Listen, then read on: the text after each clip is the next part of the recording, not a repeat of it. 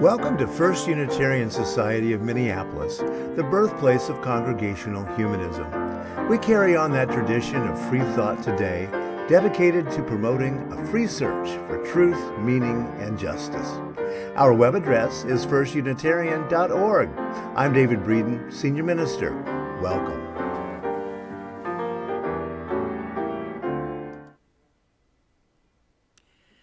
Good morning, and welcome everyone to our weekly assembly for Sunday, June 20th, 2021. In this refreshing coolness of this first day of summer, it is good to be present as a congregation. Whether this is one of your first visits or you've been with us many times, we are glad that you are here as a part of this gathered community. As a part of keeping our community connected, we invite everyone to make use of the chat feature during assembly and to stop by our Zoom coffee hour immediately after assembly. The link for coffee hour will show up in the chat, and it can also be found in your most recent emails from FUS. Lots of folks are making preparations for our congregation to return to our building. Beginning on Sunday, July 18th, we'll be back for in-person assemblies while we continue streaming them online. Mask wearing, social distancing, no coffee or food service, and especially not congregating in our gallery are some of the ways that we are making this a safe experience for everyone. We offer hearty thanks to our reopening team, our tech team, and especially to our facilities director, Tim Rail, for all the work that you are doing. I want to make sure that people check out our seasonal celebrations, Extravaganza, our summer solstice extravaganza that's now on our YouTube channel. Lots of folks watched last night, and it was really excellent. So if you haven't seen it yet, or even if you have and want to watch it again, check it out. Today we feature the photography and art of folks in our FUS community, set to music by Paul Riedessel with Mary Duchesne. Look for art by Hadassah Bovey, Tom Broussard, Sheila Callender, Kelly Clement, Melody Lepke, Greg Mansfield, Sue Mansfield, Nancy Miller, Tara Parish, and Shelley Schreffler. Thanks to all of you for sharing your work. This call to assembly is adapted from UU Minister Karen Johnston. On this day, on this Sunday, on this day like every other day, we say, hey there, Pride Month. With the 5-year grief of the Pulse Massacre and the 52-year heck yes of the Stonewall Uprising. We love you and all your people, for you are our people in your lavish loving, your myriad identities and orientations and truths which make the human family full, abundant, and better. Hey there, Juneteenth. Long-time African-American holiday, now a federal holiday, not just overnight, but after decades of longing and organizing by Black elders, for this is a truly American holiday of freedom and liberation. Hey there, Father's Day. We see you. Fathers of all kinds, journeys outside narrow gender expression and refusal of toxic masculinity as we raise up the radical idea that men have the full human capacity to nurture. Hey there, summer solstice tonight, longest day of the year, late evening light as invitation to adjust our groove to natural cycles and ancient rhythms. May we accept your gift to claim our full participation in the interdependent web of all existence. Holding an expansive love for all that we share, come, let us gather in community.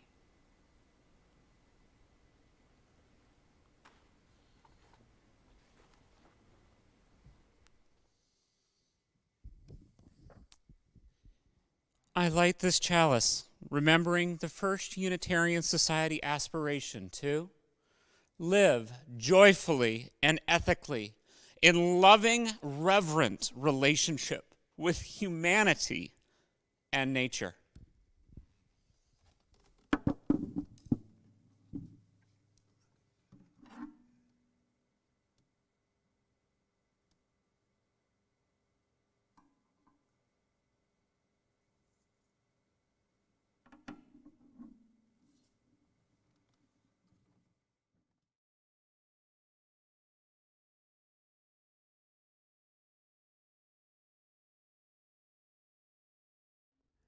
Now for our Congregational Covenant.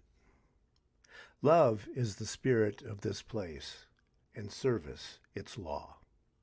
This is our great covenant, to dwell together in peace, to seek the truth in love, and to help one another.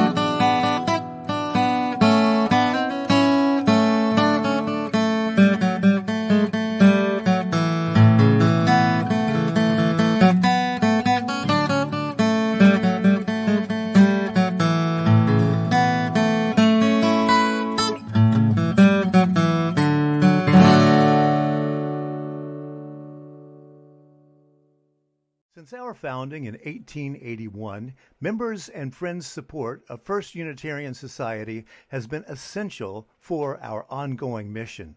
Our Sunday assemblies, community celebrations, cultural enrichment, and work in social justice come to you with the hard work of our dedicated staff and volunteers. Your contributions will help assure the continuing work of First Unitarian Society. Give now at PayPal, the Give Plus app, or firstunitarian.org/donate. Thank you. On Sundays, when we gather, we take a few moments to reflect on the joys, sorrows, and milestones of the human experience. We do this so that we stay in touch with our own humanity. We do this to remind ourselves of the value of a moment of stillness. And we do this so that no one among us is alone, either in celebrating a joy or in facing the burdens of life. We have this note from Adele Hansen. She says, Steve and I want to thank everyone who has cheered us on our recovery.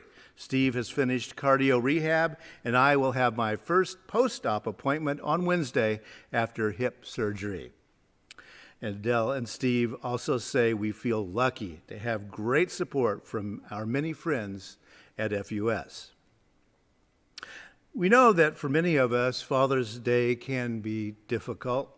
For those who have lost a father, never knew their dad, has or had a difficult relationship with their father, lost a child, is longing to be a father, or whose dad is unwell, we hold a good thought for all those today. And for those whose fathers' relationships bring joy, we celebrate that. We now take a moment of silence to reflect on all the challenges and heartbreak going on in our lives and in our world, and to think with gratitude of those who live lives of peace, justice, and compassion.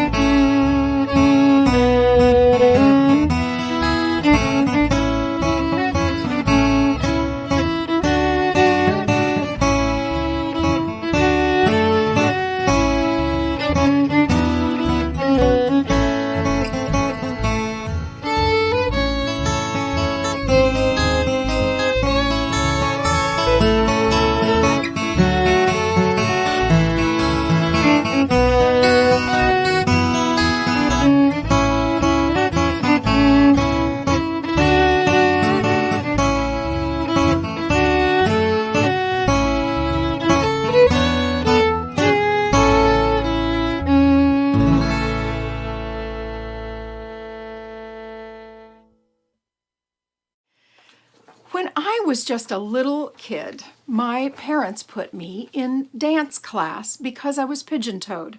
The pediatrician suggested that ballet class might help me turn my feet out. And it may have done that, but what really happened was that I learned to love performing. Ballet was never my strong suit, but I loved learning dance routines set to music and performing in front of people. My brother was the visual artist, and he had a real aptitude for drawing, and he cultivated that with school classes and maybe a few private lessons while I was off in dance class.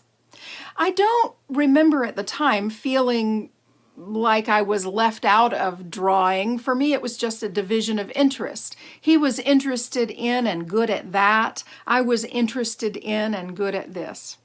But the story that got stuck in my head was that I was bad at art. I'll come back to this. I'm down here in the basement of our old home, sharing a space with the washer and dryer and a slightly scary storage area under the stairs in what I call my art room. I try to spend a little time down here each morning and do some art play before breakfast. Since our theme this month is play, I want to explore how art play as a spiritual practice has been life-changing for me and for others. It helps us get rid of those old stories and write some new ones. It helps us confront our inner critics, helps us carve out time for beauty and wonder. And most of all, it helps us find a sense of balance in a life that often feels overwhelming. Let's start with this phrase, spiritual practice. As humanists, some of us shy away from the word spirituality. That's okay. Some of us have been wounded by those old churchy words. And if it doesn't speak to you, perhaps just let go of that word. Maybe mindfulness practice works for you. Spiritual practice speaks to me, so that's what I use. And what I mean by that is an intentional act that connects me both to the center of myself and to the wider world, the whole world. It's a way of understanding my place in the cosmos, one small act at a time. Here's one example. When our daughter was a toddler, I heard the Reverend Kate Tucker mention that for some parents, their primary spiritual practice was parenting young children. Oh, that stuck with me. From that moment until now, when I think of parenting as a spiritual practice, it's a reminder for me to be centered, with my ego in check, when I am engaged in the wonderful and sometimes challenging relationship of parent and now adult child. Spiritual practice is that which centers me, which helps me make meaning, which connects me with that which is larger than myself, especially nature. What distinguishes something as a spiritual practice from just any other activity? Well, here are a couple of examples. Let's say I am doing the dishes, distracted by yet another episode of Law and Order playing on my computer sitting there on the counter. Seems familiar to me, right? Not much connection is going on, but the task gets completed before the final dun-dun. Now, suppose the same kitchen cleanup happens as I meditate on gratitude for my family, for the good food we had, for the meaningful work, for people who make the change we need for a more just and peaceful world. The task gets completed either way, and I feel connected to something larger than myself when I am in that space that's intentional as a spiritual connection. Here's another one. Suppose you knit a scarf for someone as an obligation. You need to give a gift, you've got the yarn, just knit the scarf. You grouse along maybe as you complete the project. Now suppose you knit it as an exercise in love, intentionally imbuing every stitch with affection and warmth for the recipient. The act is the same. The outcome, the product is basically the same, but the practice is different, more centered, more connected, more generous. If you're like me, you remember where you were when you heard an important piece of information that kind of helped your life shift just a little bit. This happens to me in the car with regularity, and I credit great public radio. I was not quite home when an interview with neuroscientist and play researcher Stuart Brown captivated my attention. Dr. Brown talked about the necessity of play, not just for children, but for adults. He describes play this way: it is purposeless, which is not to say trivial, consuming, as in we lose ourselves in it, and it's fun. Brown suggests that nothing lights up the brain like play. Three-dimensional play fires up the cerebellum, puts lots of impulses into the frontal lobe, the executive portion of the brain. It helps contextual memory be developed. It helps with problem solving and more. What all play has in common, Brown says, is that it offers a sense of engagement and pleasure. It takes the player out of a sense of time and place. And the experience of doing it is more important than the outcome. According to a 2017 Washington Post article, researchers in a German study identified 4 types of playful adults. Those who outwardly enjoy fooling around with friends, colleagues, relatives, and acquaintances. Those who are generally lighthearted and not preoccupied by the future consequence of their behavior. Those who play with thoughts and ideas. And those who are whimsical, exhibiting a strange and unusual interest in things. Exhibiting interest in strange and unusual things, and who are amused by small, everyday observations. Lead researcher Renee Proyer says that by showing how varied playfulness can be, he hopes that people will be encouraged to become more playfully engaged with others.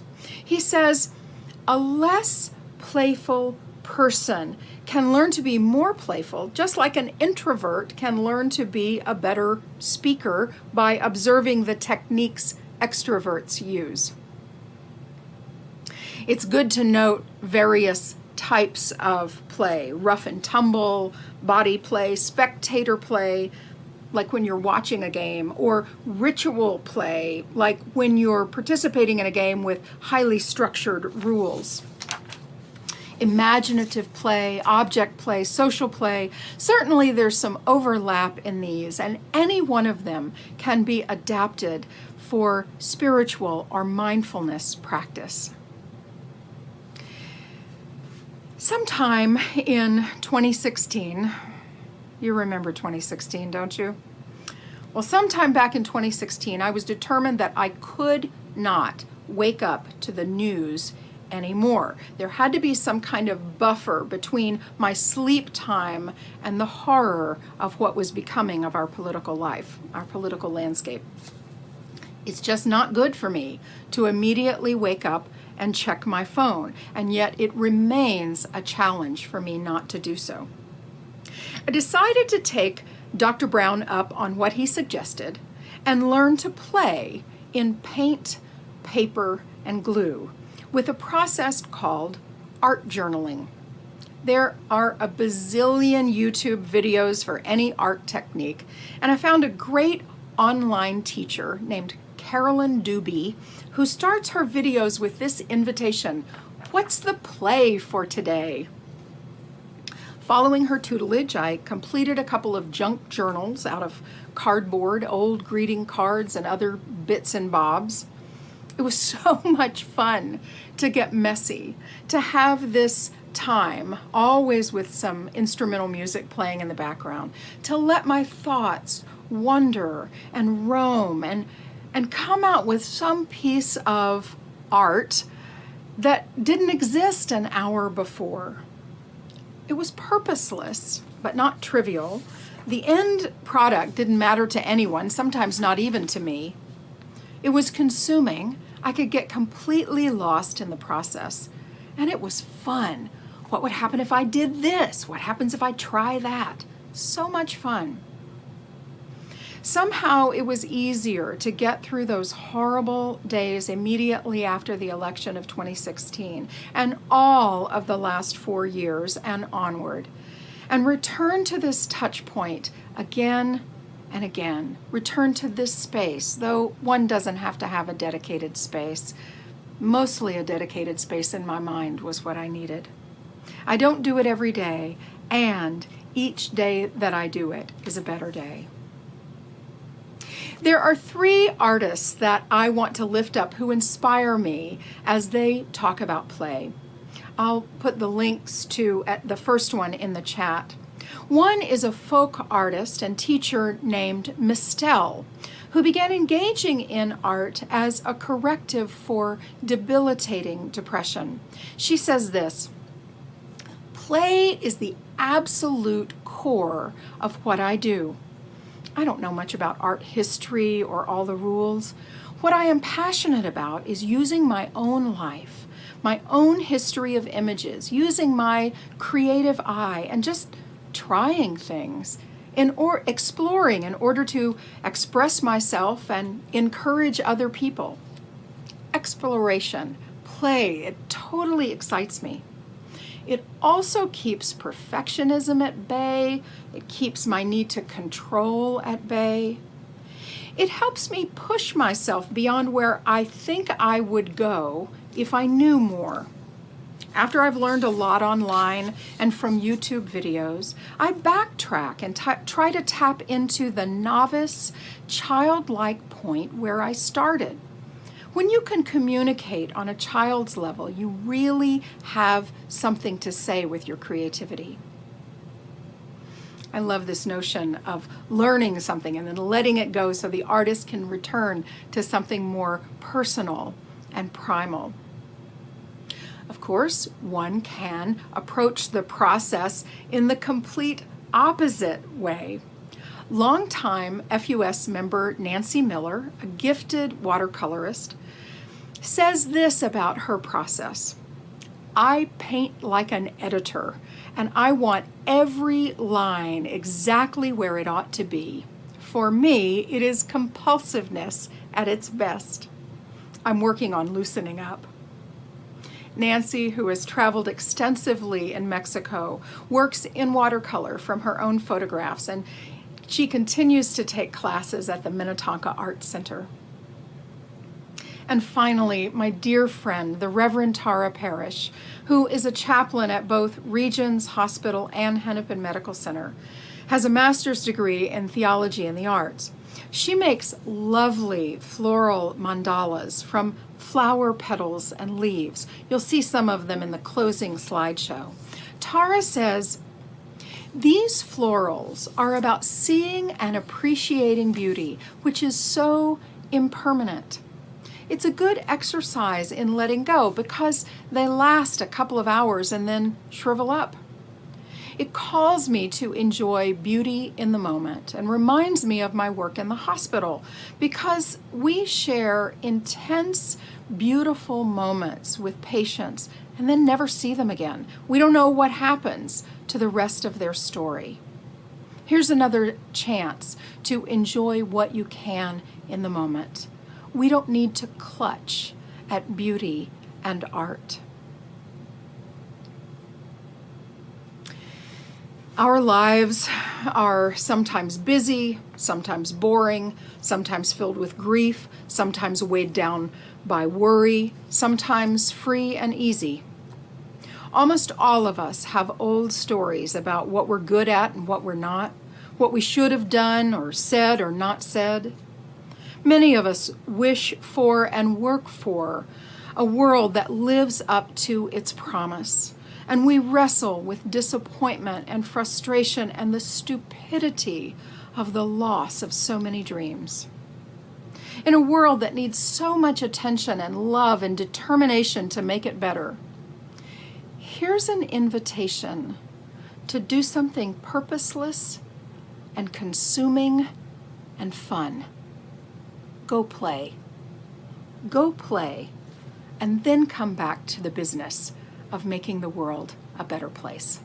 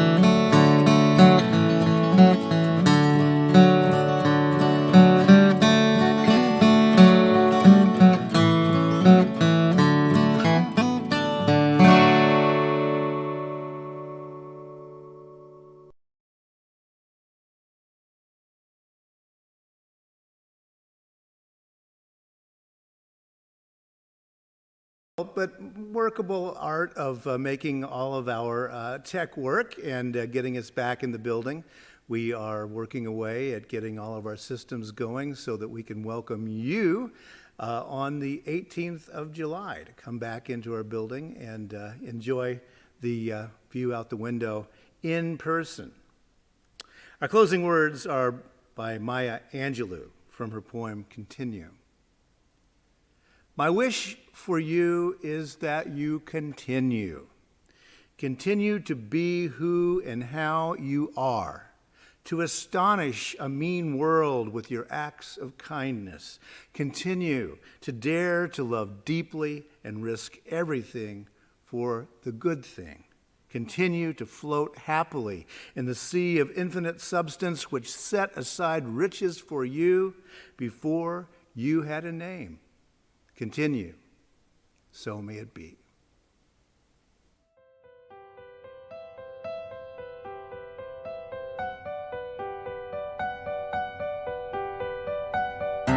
Thanks for listening. You can find much more about humanism and what's happening at First Unitarian Society in Minneapolis by visiting our website at firstunitarian.org.